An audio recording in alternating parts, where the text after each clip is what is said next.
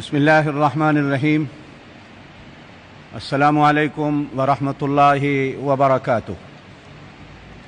Hong Kong के तमाम मुसलमानों को मुबारकबाद भी दी जाती है और ख़ुशी के साथ हम लोग ये ऐलान कर रहे हैं कि इंशाअल्लाह परसों 8 मई को जुमा के लिए कौलून मस्जिद और दीगर भी तमाम मसाजिद और मदारिस जो हैं वो इंशाअल्लाह खुलेंगे इंशाअल्लाह। जिन दोस्तों ने इन दिनों में मदरसे खुले रखे उन्होंने भी कानून पे अमल कर लिया, जिन्होंने बंद रखे उन्होंने भी कानून पे अमल कर लिया। अब मुस्तकिल चूँकि गवर्नमेंट की तरफ से कल एक नया जो अनाउंस आया है, बेहम्दिल्लाह हम सारे परेशान थे दिल से। आपकी दुआएं हमारी दुआएं भी अल्लाह ने सुन ली, तो अल्लाह पाक ने एक मौका दिया है। तो इंशाअल्लाह बाकी बातें तो हज़रत मुफ्ती साहब ऐलान करेंगे। अभी ट्रस्टी के हजरात और उलमा हजरात कौलून मस्जिद में हम जमा थे, हमारी मीटिंग हुई और मीटिंग में जो कुछ हमारे फ़ैसले हुए वो हज़रत मुफ्ती साहब पढ़ के आपको सुनाते हैं। मैं आपको इतनी खुशखबरी दे रहा हूँ कि इंशाअल्लाह 8 मई का जुमा कौलून मस्जिद में इंशाअल्लाह होगा। शुक्रिया। अस्सलामु अलैकुम रहमतुल्लाहि व बरकातुहू। सबसे पहले मैं ये इत्तला देना चाहूँगा कि अभी कुछ देर पहले उलमा काउंसिल चेयरमैन जनाब हज़रत कारी मोहम्मद तैयब कासमी साहब और ट्रस्टी के चेयरमैन सेक्रेटरी और मेंबरान की मीटिंग हुई, जिसमें इत्तेफाक राय से ये फ़ैसला हुआ कि चूँकि हुकूमत ने अभी कल ये ऐलान किया है, उसकी रोशनी में सिनेमा खुल गए हैं और बाकी कुछ बिज़नेस की जगह भी खुल गई हैं जहाँ पे गैदरिंग होती है।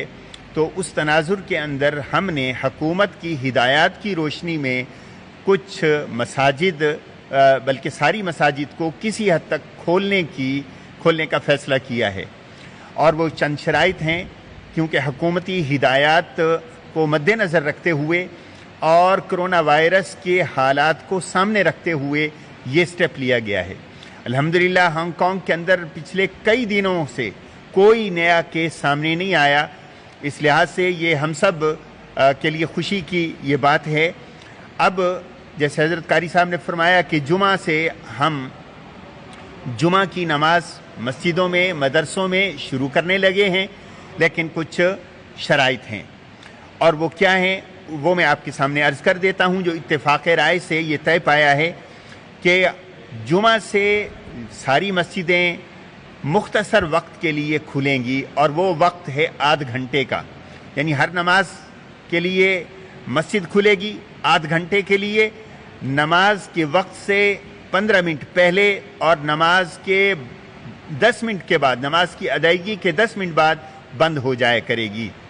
चूँकि हर एक शख्स घर से वुज़ू करके आएगा और घर से ही सुन्नत पढ़ के आएगा, यहाँ फ़र्ज़ पढ़ेगा और फ़र्ज़ पढ़ने के बाद वापस चला जाएगा। दूसरी बात, मस्जिद में और मदरसों में जब नमाज के लिए हम खड़े होंगे तो जैसे हुकूमत की हिदायत हैं, हर एक आदमी दूसरे के साथ खड़ा होने की बजाय फासले के साथ खड़ा होगा।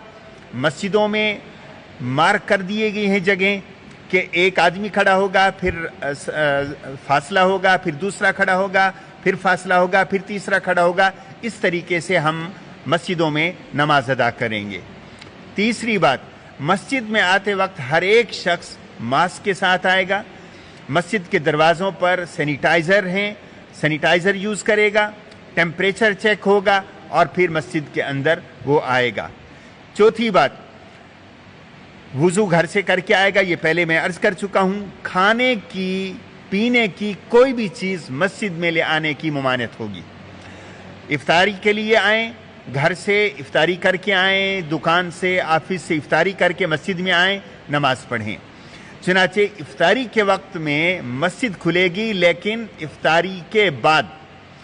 चुनाचे इफ्तारी करके जब आप मस्जिद में आएंगे तो इफ्तारी के वक्त के 15 मिनट बाद नमाज हम जमात के साथ पढ़ेंगे कौलून मस्जिद के अंदर। इसी तरह बाकी मदारिस के अंदर वो वहाँ के मदारिस वाले ऐलान कर देंगे। बूढ़े और बच्चे دونوں مسجد میں ان حالات کے اندر نہیں آئیں گے، جو بوڑھے ہیں اور دوسرے جو معذور ہیں، تیسرے جو بیمار ہیں، جن کو بخار ہے، نزلہ ہے، دمہ ہے، تو ان سے گزارش ہوگی کہ یہ گھر میں نماز پڑھیں۔ انشاءاللہ اللہ ان کو مسجد میں نماز پڑھنے جتنا ثواب ان کو گھر کے اندر ہی عطا کریں گے۔ یہ علماء کا فیصلہ ہے، انشاءاللہ اللہ کی طرف سے خیر اس فیصلے پر ہے۔ جمعہ کے دن کولون مسجد میں 2 مرتبہ جمعہ ہوگا، چونکہ اگر اوپر والے حال میں 1500 آدمیوں کی گنجائش ہے تو یہاں پہ زیادہ سے زیادہ 400 یا 450 آدمی کھڑا ہو سکے گا۔ چنانچہ اس چیز کو مد نظر رکھتے ہوئے اوپر نیچے فاصلے کے ساتھ کھڑا چونکہ کریں گے تو پہلا جمعہ 1 بجے اور دوسرا جمعہ 1:30 بجے ادا ہوگا۔